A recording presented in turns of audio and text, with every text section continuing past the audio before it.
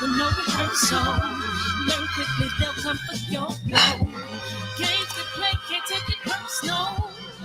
Cause the devil is a lie. Hey, I'm telling you the truth. Hey.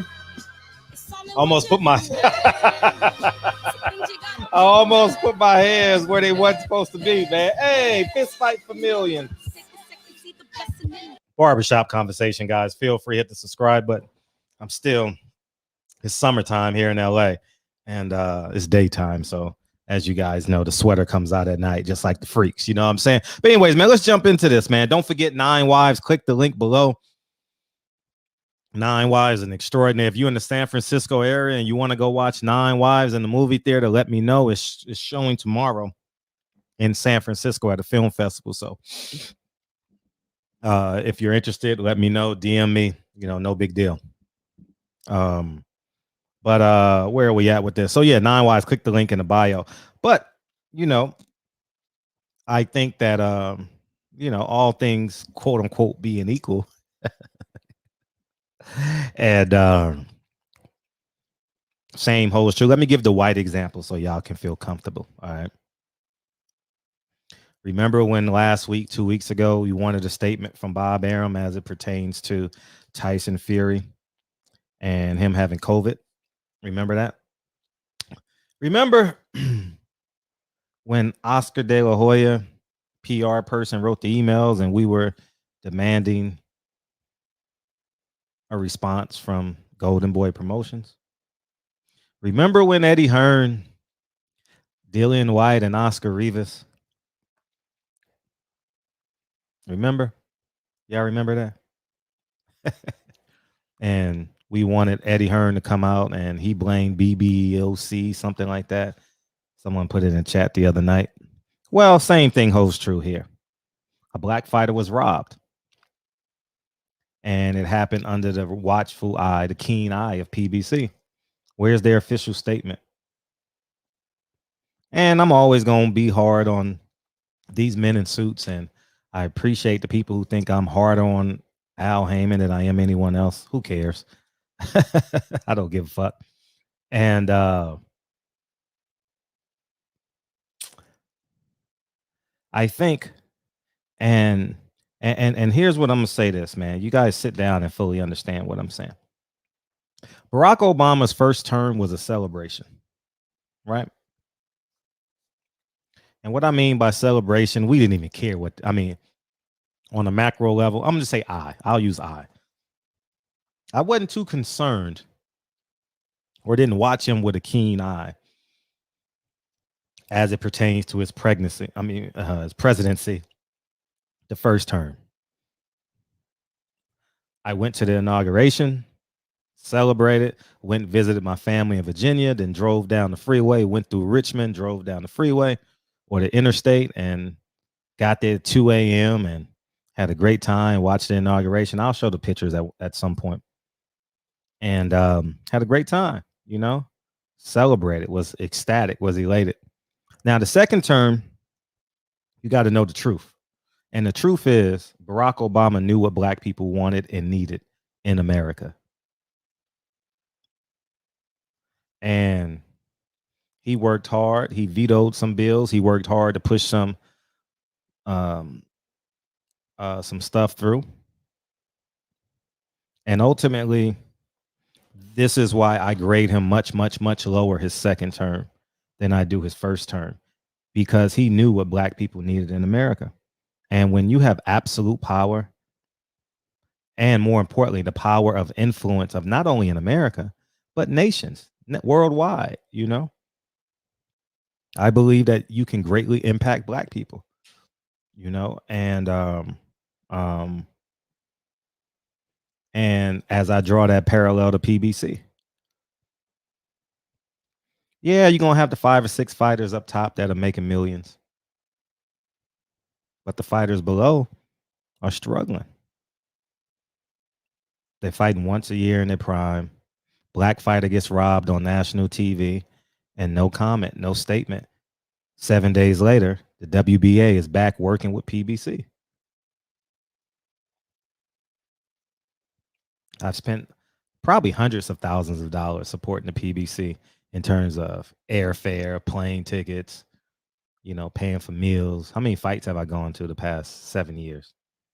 Well over 50, right? So if it's well over 50, I done put over 100,000. If you spend an average of $2,000, which is easy once I hop on the plane, you know, um, I think it's just that important that we hold each other accountable. And I wish black people would have held Barack Obama accountable in his second term, because guess what? He knew about the police brutality. He cried when Trayvon Martin verdict came out, right? Didn't he? Didn't he invite the family down to the White House? Didn't he invite the police officer and that professor? So the hits just keep coming, man.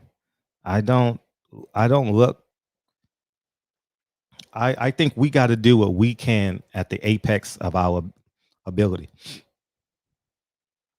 And this is how I'm raising my kids to be.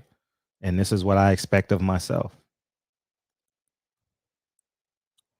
And I think boxing fans should look at Al Haymon and PBC as, are you helping us or not? And I think the rubber has finally hit the road. Now we see that boxing is a business, no matter what, how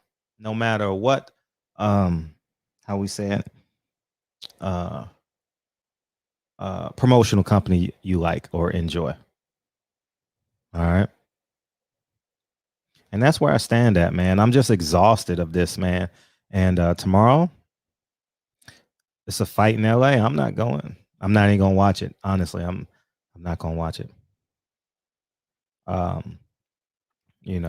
chose to do other things, and that's kind of how I feel about boxing, man. I've been rather unattached this week as it pertains to boxing, like, and what I mean by unattached, just not emotionally involved as typically I am. Just didn't care, and just don't care. Excuse me. And I think I'm personally going to pull back my resources tremendously. I'm talking about on a personal level, like my money. And if fighters and fans don't want to corroborate and come together, this is the easiest sport to come together on. It's the easiest, man, the easiest. It's no union, it's no control. Fighters can do what they say, fans can do what they say, and that's critical to the advancement of the sport. So if Al Haymon, PBC, Bob Arum, ESPN, Eddie Hearn, matchmaker, want to be, what term did Andre Ward use? Opportunists. Then why should we have blind loyalty? It's not doing nothing for us. Where's the blind loyalty? Why should we have blind loyalty? Manny Pacquiao's card. I mean, Ugas is black, despite what Sean Porter said. But outside of that, there's no black fighters that we can support on the card. I got 3 tickets that I'm just gonna gone with the wind. I may give them to some people in Vegas if they want to go. I don't know, but I'm just done with it. So I think we need to be fans. I think in the perfect scenario, I think we should have a Fred Hampton mindset. And what I mean by Fred Hampton mindset, the Mexican fans need to come together with the black fans and the white fans. And we need to create our own pseudo union. We're not paying for shit, but that ain't gonna happen. It's wishful thinking on my part, but at the end of the day, go ahead and enjoy your blind loyalty to whatever your favorite promotional company is. It's totally on you. But at the end of the day, we've seen so much corruption in boxing right in front of our face, and now we have tangible evidence of how racist boxing is. Tangible evidence that the world saw. And black fans aren't going to do anything. because they believe a black man runs PBC. So they're going to sit on their hands and say, you know what? I'm just going to be quiet about this, At least we got a black man up there. And that's what everybody said about Barack Obama. I can guarantee you, if a Barack Obama had to push for qualified immunity his second term, and again, I strongly believe he could have got it done within that 4-year term. But now we have hopes of a white man by the name of Joe Biden, who told you, if you don't vote for me, you ain't black. Who didn't want his kids going to school with black kids, who eulogized a KKK member and deemed him as one of the most influential men in his life. And 9 out of 10 black people voted for him. So why would I expect anything different between 9 out of 10 black fans supporting Al Haymon and PBC when WBA is just running rampant through the PBC? Every PBC fighter got a WBA belt. They ain't even got Gucci belts no more. They got WBA belts. You know what I'm saying? Hey, everybody, Al Haymon had a meeting. Say, everybody turn in your Gucci belts, man. Your Gucci and Louis belts, man. Everybody, what Oprah say? Everybody gets a WBA belt. Everybody. They fighting for another one this weekend. And probably on the Manny Pacquiao card, they gonna fight for another WBA belt. You know what I'm saying? So at the end of the day, man, it is what it is, man.